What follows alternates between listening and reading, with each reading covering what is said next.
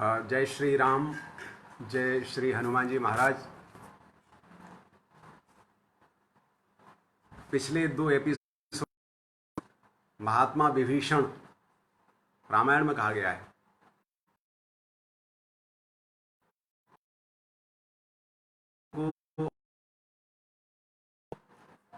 जिज्ञासाएं, टिकाएं, सुझाव सभी आए।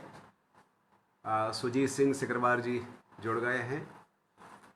सभी कई लोगों ने विभीषण दोनों बातें कही और मैंने 2 दिनों में प्रयास किया और आज इस विभीषण के प्रसंग पर जो शंकाएं, जो जिज्ञासाएं हैं उनको ऊणाहुति देंगे। तो मूल प्रश्न ये विभीषण को लेकर संजय दुआ जी की ओर से चला था, वे अभी जुड़े नहीं हैं। विभीषण के बारे में बार रावण के दरबार में उन्होंने जो बात कही, विभीषण ने जो उन्हें अधर्म को छोड़ने के लिए राम की महत्ता और प्रत्यक्ष बातें जो देखी हुई होती हैं उनको कहा। अंततः रावण नहीं, मैंने ये निवेदन किया था। एक पक्ष जुड़ गई हैं तो कुमार भट्ट जी, संजय दुआ जी, आप ध्यान से सुने। आज इस प्रश्न आपका था विभीषण को लेकर। आज विभीषण को लेकर अंतिम बात मैं अपनी कहने जा रहा हूं। रावण ने जब निकाल दिया और विभीषण ने कहा सभा कालवश तोर मैं रघुवीर शरण अब जाऊं, ये कह दिया, तो देखिए थोड़ा सा मैं और आध्यात्मिक थोड़ा कराने की कोशिश करूंगा कि राम और विभीषण के बीच में जो बात होती है वो क्या बात होती है और क्या हम निष्कर्ष निकाल पा। जब लंका से निर्वासित कर दिया जाता है विभीषण को, तो रास्ते में तुलसीदास जी ने लिखा, वो क्या सोचता हुआ आता है। 3-4 में प्रवेश करने की बात जो मैं रहा हूं, कोशिश निकल कर, जिन पायन के पादुकन भरत रहे मन लाए, ते पद आज बिलो के हों एन अब जाए। वो ये सोचते हुए आ रहे हैं विभीषण कि भरत जिनके पैरों की पनही पादुकाओं की सेवा करते हुए अयोध्या का राज्य चला रहे हैं, उन चरणों के दर्शन में जाकर करूंगा, ये सोचते हुए आ रहे हैं वो। और जब ये आते हैं और उसके बाद जैसे ही वहां सूचना मिलती है, सुग्रीव जी बताते हैं ये तय जाए, राम स्वयं अनुमति दे देते हैं और जैसे ही दर्शन करते हैं प्रभु के, तो दर्शन करने के बाद लकुट की तरह वो चरणों में गिर पड़ते हैं, वो शरणागत हो जाते हैं। ये मैंने कल एक बात स्पष्ट करने की कोशिश।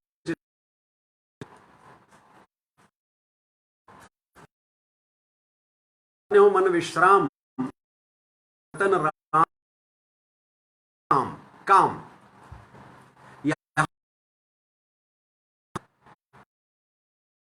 काम का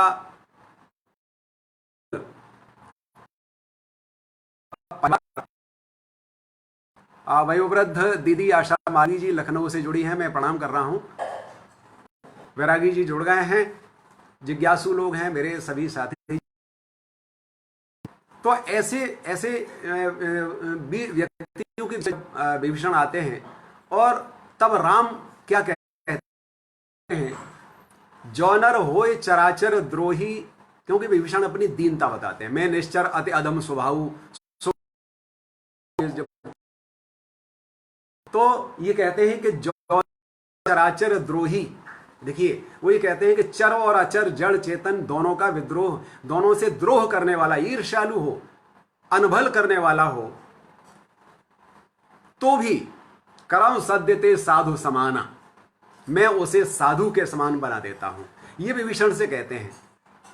तो ये जब कहते हैं तो उनकी वो जब उनके पास, उनकी शरण में जब बैठे हुए हैं विभीषण, तो एक चौपाई उनके मुंह से निकलती है देखिए, एक सामान्य, जैसा मैंने कल निवेदन किया था कि अपनी जन्मभूमि को, अपने राज परिवार, अपने घर को छोड़कर जो व्यक्ति जा है, राम है लेकिन शत्रु पक्ष में है, तो कितनी उधेड़ बुन उनके मस्तिष्क में, कितना द्वंद्व उनके समय, उसकी कल्पना करिए।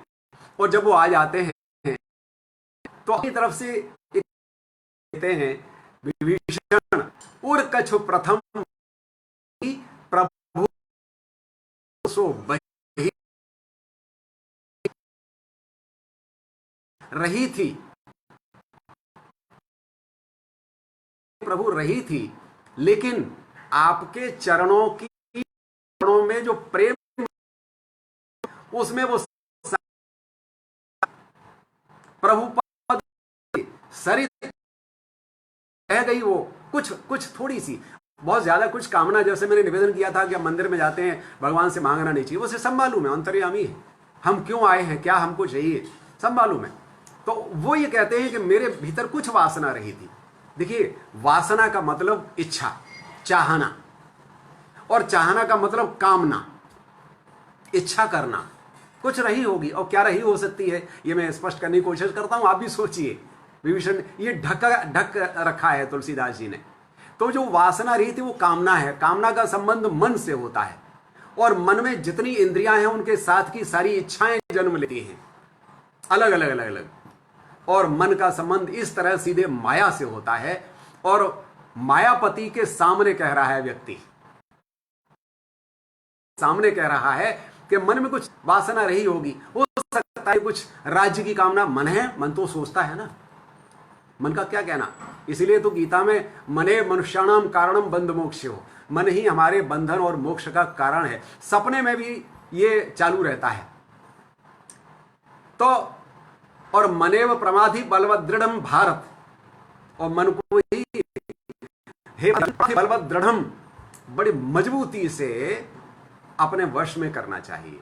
तो देखिए, उसके मन में क्या हो सकता है राज्य की कामना रही हो कि मैं जा रहा हूं और वो बलशाली हैं, राम के पास जा रहा हूं, उनके कर्तृत्व, उनकी क्षमता तो देख ही ली है। मन में आया, हो सकता है कुछ वासना आई, कुछ इच्छा आई हो। और क्योंकि वासना का संबंध कामना का, मन का संबंध तो इच्छाओं से होता है, और माया से संबंध होता है, तो मत्सर होता है, मान होता है, मान की इच्छा रही होगी। मत्सर उसे ईर्ष्या करता है कि ये चिढ़ता है कि ये गलत कर रहे हैं। क्रोध भी रावण के प्रति आ रहा है, अपने सम्मान को खोया है तो वो मिल जाए। हो सकता है इस तरह की कोई कामना रही हो विभीषण के मन में, जो स्वयं कह रहे हैं विभीषण कि उर कच्छ प्रथम वासना रही, पहले रही वो, लेकिन प्रभु पद प्रीत सरित सो बही। अब हे प्रभु, आपके चरणों के प्रेम रूपी सरिता के प्रवाह में, यानी ये पक्ष भारी हो गया। अब वो कामनाओं का पक्ष, भाई माया में आविष्ट जब जीव होता है तो करता है। आप सोचिए, कोई समुद्र से एक कुछ पानी चाहे, समुद्र के सामने ले जाके खड़ा कर दे, तो क्या वो कुछ पानी चाहेगा? क्या वो पानी चाहेगा? जो तो माया तो कुछ प्रथम, पहले कुछ इच्छाएं थी, जब कर रहा है दो भ्राता, नयनानंद दान के दाता, दान देने वाले, उनके स्वरूप के दर्शन कर लिए। तो इसलिए कहा कि उर्कछ प्रथम वासना रही, प्रभुपद प्रीत सरित सो बही। अब फिर, अब कृपाल निज भगत पावनी, देहो सदाशिव मन भावनी। केवल ये मुंह से निकला। भैया, मायापति के सामने हम जब खड़े हों तो माया फिर गायब हो जाती है, वहां से कोई वासना नहीं बचती है। इसलिए कहा कि अब मुझे अपनी अनपायनी भक्ति दे दीजिए प्रभु, देव कृपा कर अनपायनी। जो अनपाई होती है, हरे को प्राप्त नहीं होती है, उस भक्ति को, वो भक्ति मुझे दे दीजिए। और उसके बाद एव मस्तु कही प्रभु रन धीरा, मांगा तुरत सिंधु कर नीरा, जतपि सखा तब इच्छा नहीं। उधर कहा मेरी मन में कुछ वासना रही होगी, अब नहीं है। लेकिन राम क्या कह रहे हैं, देखिए आप, कि एवं अस्तु, भक्ति दे दी, एवं अस्तु, ऐसा ही हो, भक्ति दे दी उन्होंने। और भक्ति देने के बाद क्या कहा, मांग नीरा, का पानी जिसमें सारी पवित्र गंगा जैसी का वह जल, पवित्र जल मंगवाया और मांगा तुरंत सिंधु कर नीरा, यद्यपि सखा तब इच्छा नहीं, यद्यपि तेरी इच्छा नहीं है, हे मित्र तुम्हारी इच्छा नहीं है। लेकिन क्या कहा राम जी ने, माया से निकलकर सानिध्य में आ गया है और सखा की तरह व्यवहार किया जा रहा है, बराबरी का दर्जा दिया जा रहा है, मित्र मान लिया गया है। तब कह रहे हैं कि लेकिन मोर दरस अमोघ जग माही, दर्शन अमोघ है, निष्फल नहीं जाता, बेकार नहीं जाता है। तो राम ने, देखिए इसलिए मैं ये निवेदन करता रहा हूं कि जब हम दर्शन करने जाएं तो बहुत अच्छे हैं, तो हे प्रभु तूने रात अच्छी गुजार दी, रात को सोए, हे प्रभु दिन इतना अच्छी तरह गुजरा है, केवल धन्यवाद दीजिए ईश्वर को तो वो प्रसन्न हो जाएगा। अरे वाह, भले हम किसी पीड़ा में तो भी धन्यवाद दीजिए तो उसे लगेगा। तो मंदिर जब हम जाएं तो हम कुछ भी न मांगे, इस तरह वो एवमस्तु कर, जब भक्ति मांग ली हमने और प्रभु सामने खड़े जो सब कुछ देने वाले हैं, आप दे देते हैं। जैसे विभीषण को दिया, एवमस्तु कह दिया, एवमस्तु कहे प्रभु रंधीरा, मांगा तुरंत सिंधु कर नीरा, यद्यपि सखा तब इच्छा नाही, मोर दरस अमोघ जग माही, असकह राम तिलक ते सारा, सुमन वृष्टि नव भई अपारा। ये जो प्रसंग है विभीषण के शरण में जाने का, और राम ने उसको भक्ति भी दे दी और फिर वो दिया जो उनके मन में था। तो सांसारिक हमको जो चाहिए होता है मित्रों, वो प्रभु को जो देना होगा वो देगा, क्योंकि संसार में हमें भेजा है और जिस परिस्थिति में हमारा जो कर्तव्य, हमारी जो जिम्मेदारियां हैं उसको वो जानता है, क्योंकि उसी ने सारा वातावरण हमारा बनाकर हमको जन्म दिया है, तो वो देगा ही। इसलिए हमारे लोक में कहावत है कि जिस प्रभु ने चिड़िया को चोंच दी है वो दाना देगा। तो ये स्थिति उनके साथ हो जाती है। अब मैं कुछ दो चार तात्विक बातें कहना चाहता हूं विभीषण को लेकर, कि वो उनके मित्र की एक तरफ मायाविष्ट लंका नगरी है और माया के लक्षण मैंने आपको बता दिए हैं। स्वार्थ से शुरू होती है, मद लोभ, और दूसरी तरफ उस मायाविष्ट नगरी की गलियों से निकलकर निकालकर, अच्छा ही किया ना निकालकर उस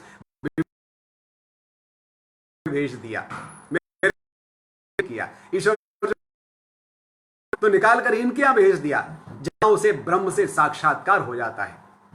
और वो क्या कहता, सुनो देव सचराचर स्वामी, प्रणत पालो अंतर्यामी। सचराचर के स्वामी हो, जड़ चेतन के तुम स्वामी हो, चर और अचर के, तो अचर के स्वामी हो, चर के भी हो। तो जब पूरे सबके स्वामी हैं, और विभीषण कह रहा है, मतलब वो स्वयं कह रहा है कि आप मेरे भी स्वामी हैं,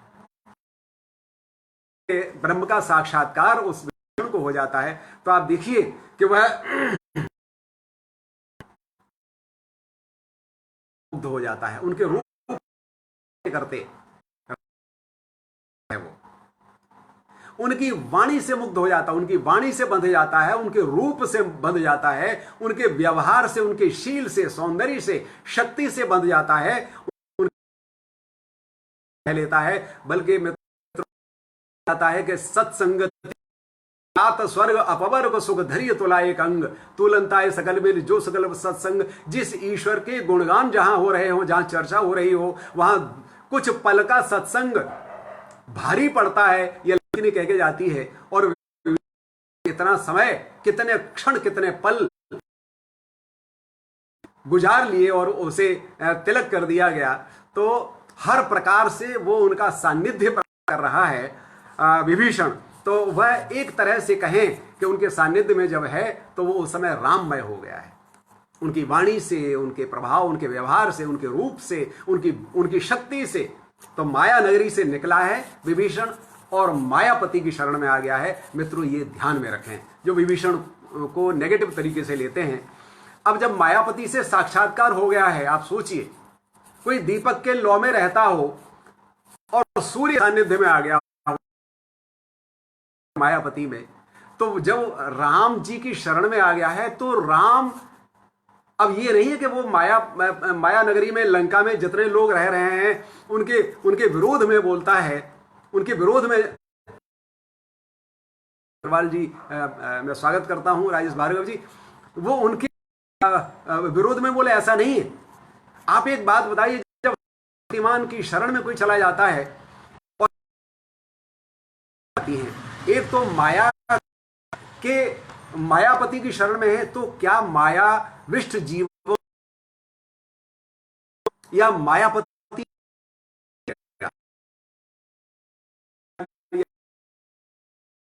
तिलक अलग कर दिया।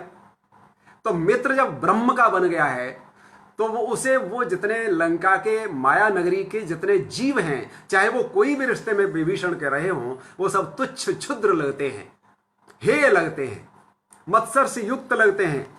इसलिए वो बोलता है, वो करता है जो राम करवाते हैं। इसलिए जब हम मित्रों राम की शरण में चले जाते हैं तो फिर हम नहीं रहते हैं। जानत तुम्हें है जाई की बात हो जाती है।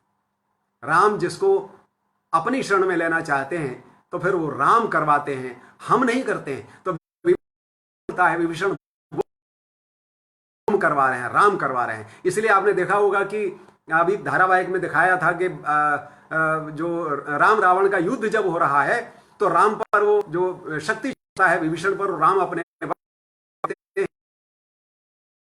क्रोध में आता है, ऊपर टूट पड़ता है और एक ही बात कहता है, हे मूर्ख, तुझे तीनों लोकों के स्वामी। ये नहीं कहता है कि राम को या शत्रु को या बलवान को, ये कहता है कि तीनों लोगों के स्वामी, क्योंकि उनको उसकी आंखों के सामने वो सारा का सारा सब कुछ जो अंधेरा था, जो संकीर्णताएं भी थी, वो सारी की सारी हट जाती हैं।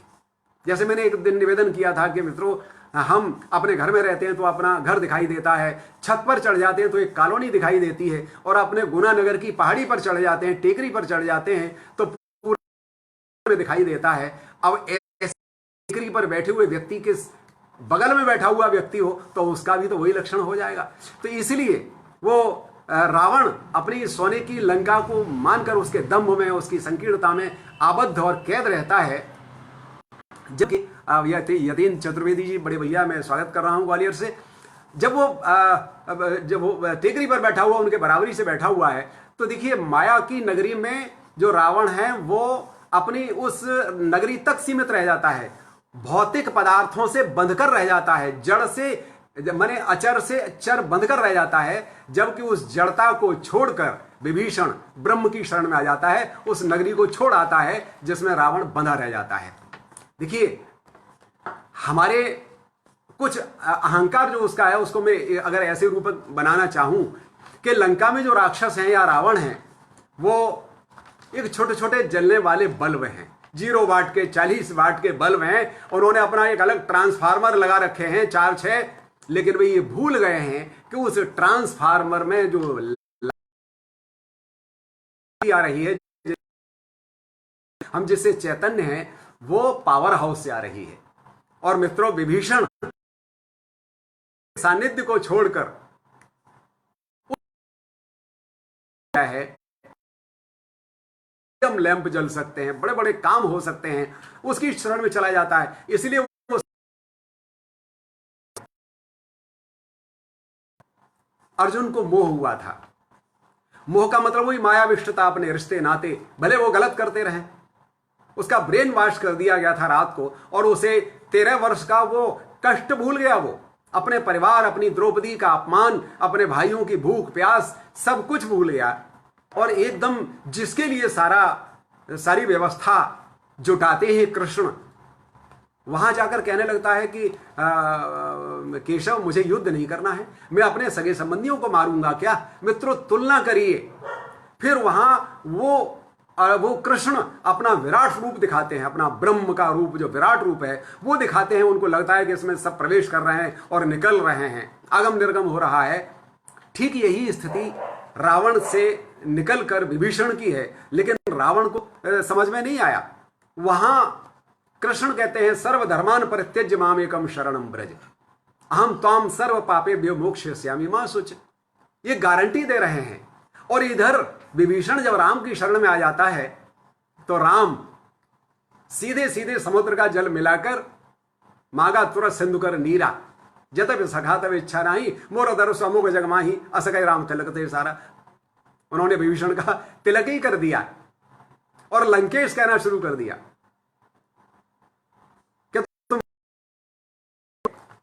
और जैसे मैंने ये निवेदन किया, विभीषण जब पावर हाउस की शरण में आ गया है, ब्रह्म की शरण में आ गया है, तो उसे ब्रह्म की वो जो माया के लक्षण हैं, व्याप रहे संसार महा माया कटक प्रचंड, इस संसार में रही है और कौन है? काम क्रोध लोभादि भट दंभ कपट पाखंड। हम अपना मूल्यांकन करें विभीषण के इस प्रसंग को सुनने के बाद मित्रों, और लोगों को देखिए आप कि क्या इसमें नहीं बीत रहे हैं हम सब। काम क्रोध लोभादि लोभ दंभ कपट पाखंड, इन सब मैंने निवेदन किया था कि जरा सी बात पर हम ये भूल जाते हैं कि हम ईश्वर के शुद्ध ब्रह्म के ईश्वर अंश जीव अविनाशी हैं, अविनाशी जीव हैं, विशुद्ध हैं, शुद्ध हैं, चैतन्य हैं, लेकिन हम ये भूल जाते हैं। और देह के नाते से जितने नाते हमने गढ़े हैं, चाहे वो तुलसीदास जी तो 3 तरह के जीवों 3 तरह के संबंध इस संसार में बताते हैं, शत्रु मित्र मध्यस्थ 3 ये मन कीने बरियाई। फिर मन की बात आ जाती है कि मन में ही वासना रहती है कि मन किसी को शत्रु बनाता है की कामना करते हैं, न वो शत्रु है और न वो आही हाटक तृण की नाई इनके व्यवहार करते हैं। शत्रु है तो आही सांप की तरह छोड़ना चाहता है, और उपेक्षणीय है, न वो मित्र है, हमारे लिए बेकार है, ये करते हैं। तो इस तरह से जो सखा हो जाता है राम का, तो राम ने जिम्मेदारी विभीषण की अपने ऊपर ओढ़ ली है कि तुम लंका के राजा बन गए। ये एक तरह से जिम्मेदारी है तिलक करने के बाद। तो इसको यूं समझ लीजिए कि वो माया से निकलकर मायापति के शरण में जब आता है, तो इस तरह मान लीजिए मित्रों कि वह जैसे कबीरदास साधना करते हैं, और ये विभीषण तो लंका में रहते हुए राम की ही शरण में राम की ही उपासना करता रहा है, वैष्णव है, विशुद्ध वैष्णव। इसके लिए उपासना शरण में आ गया हो तो फिर उसे और किसी चीज की इच्छा ही नहीं रहती है। इसलिए पहले कुछ इच्छा रही होगी वो कहता है, लेकिन वो इच्छाएं सारी की सारी समाप्त हो जाती हैं। तो देखिए 3 प्रकार के लोग जो इसमें रामचरितमानस में बताए हैं, एक पाटल और एक रसाल। 3 तरह के लोग हैं। पहले प्रकार के वे लोग हैं जो पाटल की तरह हैं। पाटल माने गुलाब। गुलाब में केवल मित्रों फूल आते हैं, फल नहीं आते। इसको इस संदर्भ में लिया है कि कुछ लोग केवल बात करते हैं, काम नहीं करते, यानी केवल बातें ही बातें, माने फूल ही फूल आते हैं, फल नहीं आते, उनकी बातें निष्फल जाती हैं। दूसरे प्रकार के लोग होते हैं रसाल जैसे, आम जैसे, जिस पर बौर भी आता है, यानी फूल भी आता है और फल भी आता है। यानी कुछ लोग द्वितीय मध्यम श्रेणी के वे लोग होते हैं जो कहते भी हैं और करते भी हैं। और उत्तम श्रेणी के तीसरे प्रकार के पनसफल माने कटहल की तरह बताए हैं तुलसीदास जी ने कि तीसरे प्रकार के लोग कटहल की तरह होते हैं, जो कोई फूल नहीं आता है, डायरेक्ट फल आता है। यानी तीसरे प्रकार के वे लोग हैं जो कहते नहीं हैं, सीधे सीधे करते हैं, वो तीसरे प्रकार के लोग हैं। तो इस विभीषण जैसी साधना में कम बोलते हैं लोग, विभीषण कम बोलते हैं, इसलिए महात्मा विदुर और महात्मा विभीषण दोनों कहे गए हैं। ये अंतर देखिए, आप इस तरह भी महसूस कर सकते हैं कि हम जब कोई छोटा होता है या कोई किसी को हम अपमान के साथ याद करते हैं या बोलते हैं, तो हम और आप देखते हैं कि उसे बच्चे की तरह एक वचन की आदरणीय होता है तो बहुवचन की क्रिया का प्रयोग करते हैं। वह आ रहा है, वे आ रहे हैं। हम ये कहते हैं कि रावण आ रहे हैं, हमने कभी नहीं कहा होगा, ना हमने सुना होगा समाज में रावण वेग गए और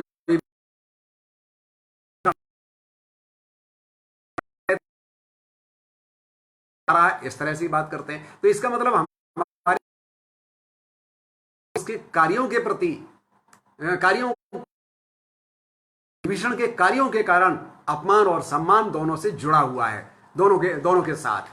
हमारे यहां कबीर का एक दोहा, कबीर की एक साखी मुझे स्मरण में आ रही, स्मृति में आ रही है। विभीषण के प्रसंग में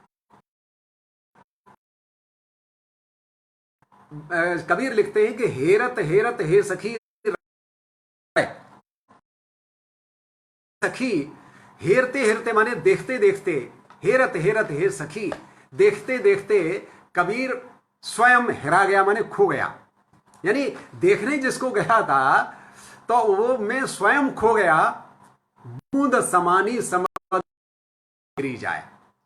कितना बढ़िया उदाहरण है कि बूंद अब समुद्र में मिल गई है, अब उसे कहां हेरा जाए, कहां खोजा जाए, कहां ढूंढा जाए। बूंद समानी समझ में सो कत हेरी जाए, वो कहां ढूंढी जाए। तो मित्रों, ठीक वही संबंध जीव और ब्रह्म का है। वो नीतिज्ञ है लेकिन है तो जीव, बस थोड़ा अच्छा जीव है। उसे अविद्या माया ने नहीं घेरा है। माया के दो भेद हैं, हमारे यहां संतों ने बताए हैं, एक अविद्या माया और एक विद्या माया। अविद्या माया वो होती है, माया तो दोनों ही है, माया इस संसार में मायाविष्टता तो रहेगी ही रहेगी, मायामय संसार है। लेकिन एक तो यही व्याप रहे हुए संसार में है, माया कटक प्रचंड, काम क्रोध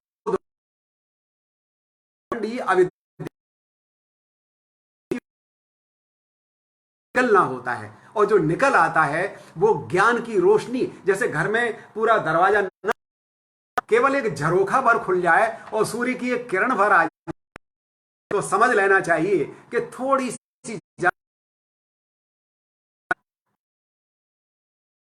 में आ गई है। क्योंकि रावण के लंका में विभीषण जी, क्या मुझ पर वो राम दया करेंगे, करेंगे क्या? कभी मत मेरे भीतर आग लगी हुई मिलने की, क्या वो दया आएंगे कभी, इस आग को बुझाएंगे? मिलने की जो उत्कट लालसा है उसको। तो विभीषण जब आ गया है, वह स्वयं ब्रह्म, और समुद्र में जैसे बूंद मिल जाती है, ऐसे ही विभीषण की सारी वासनाएं, अपना अस्तित्व, अपना राम से मिल गया, राममय हो गया कि अब विभीषण जो भी देखता, सुनता, कहता है, करता है, वो बूंद समुद्र में मिल चुकी है, उनका हो चुका है, पूरी तरह प्रभावित है। तरह बूंद जैसे समुद्र में मिल जाती है, अब राम जो कहलवा रहे हैं, जो करवा रहे हैं, वही करता है। विभीषण विभीषण नहीं रह गया है। यह स्थिति विभीषण की हो जाती है।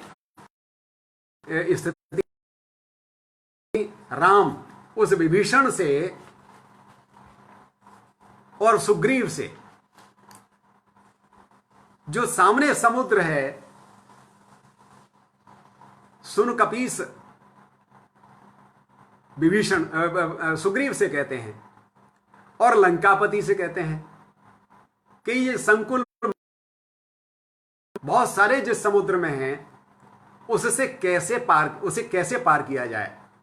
तो विभीषण, देखिए, नीति की बात कहने वाला धीरे से बोलता है, धैर्य से बोलता है, लेकिन बात कायदे की बोलता है। हमारे यहां साम दाम दंड भेद 4 नीतियां हैं। राम की पूरी सेना यहां आ गई है, लेकिन समुद्र पार करके ऊपर से विभीषण तो आ सकते हैं, लेकिन सेना थोड़ी जा सकती है। तो राम भी नीति और मर्यादा के पालक हैं, समुद्र की मर्यादा नहीं तोड़ना चाहते हैं। तो रास्ता मांगने के लिए विभीषण से रास्ता पूछते हैं कि हे विभीषण, ये बताओ कि समुद्र को पार करने का क्या रास्ता है। तब वो कहते हैं, विभीषण उनसे कहते हैं कि आप सब रास्ते जानते हो, फिर हमसे पूछते हो आप कि हम कौन सा रास्ता आपको बताएं।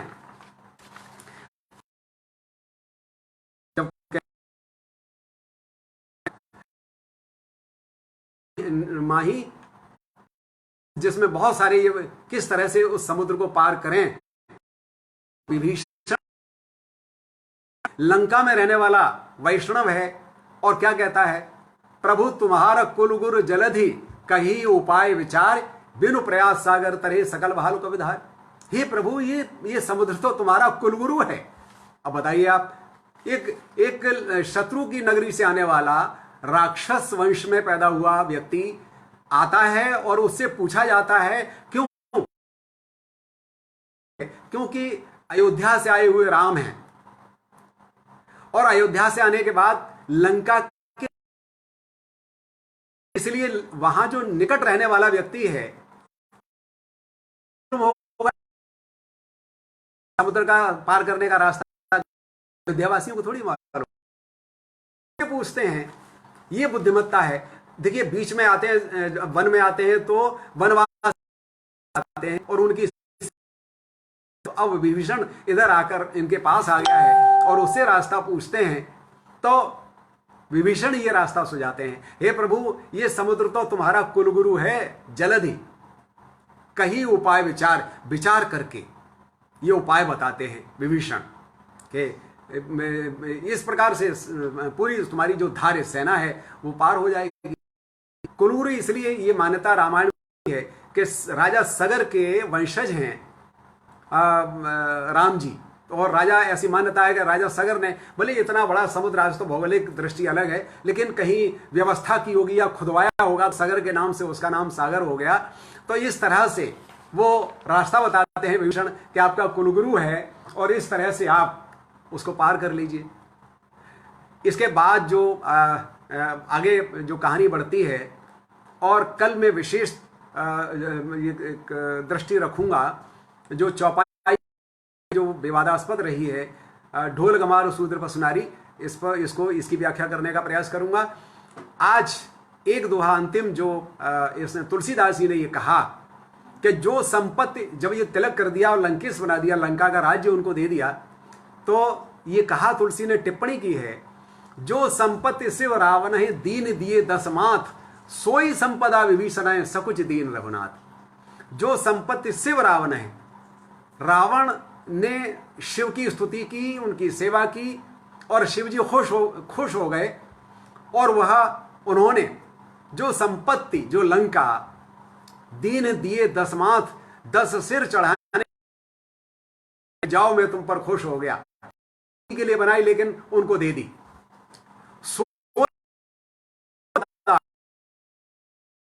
का राज्य राजा विभीषण को, तो सोई संभूषण है सकुच दीन रघुनाथ। आलोक नायक जी आपका स्वागत है। वही संपत्ति बहुत संकोच राम ने, रघुनाथ ने विभीषण को दी। किसी दूसरे की, हम अपनी पर्सनल कोई चीज दें तो हम साधे, राम को वो संकोच हो रहा है कि मैंने अपना कुछ नहीं दिया है, केवल व्यवस्था बदली है। किसी की चीज किसी को मिली और अब मैं उसकी चीज को इसको दे रहा हूं, केवल धर्म के आधार पर। धर्म उसका आधार है, नीति उसका आधार है, सच्चरित्रता सदाचार उसका आधार है, शील उसका आधार है। तो इसीलिए राम के जो 3 गुण हैं, शक्तिशील और सौंदर्य, शक्तिवान है, सुंदर है, लेकिन शील उनका है। तो इसलिए बड़े संकोच में, बहुत संकोच के साथ वे उस संपत्ति को जो शिव ने रावण को दी है, उस संपत्ति को आज उन्होंने विभीषण को दे दिया। के बाद कल आगे फिर वो 3 दिन उन श्री राम को विभीषण ने जैसा कहा था कि आपको विनय करनी चाहिए, आपका कुलगुरु है संसार, वो सागर, समुद्र से रास्ता नहीं मिलता है, तब मानथ जलध जड़ गए 3 दिन, तब 3 दिन बैठे हो गए, न मानत जलध जड़ 3 दिन बोले राम सकोप, तब उन्हें क्रोध आता है। मित्रों, जो देखिए 2 बातें हमारी नीति में, लोक नीति मानी जाती हैं कि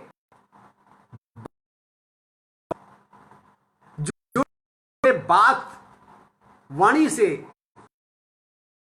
का प्रयास करते हैं, नहीं सुलझती है तो लात का उपयोग करते हैं, वे सफल होते हैं। लेकिन जो लोग लात का उपयोग पहले कर देते हैं, तो इसलिए वो नीति नहीं है। तो विभीषण ने नीति पहले बात फिर लात की बताई, तो राम को यहां गुस्सा आता है। बोले राम सको बतव भय बिन होए न प्रीत। अब भय के बिना प्रेम नहीं होता है, प्रीत नहीं होती है, लोग सुनते नहीं हैं। इसलिए तब रूपाय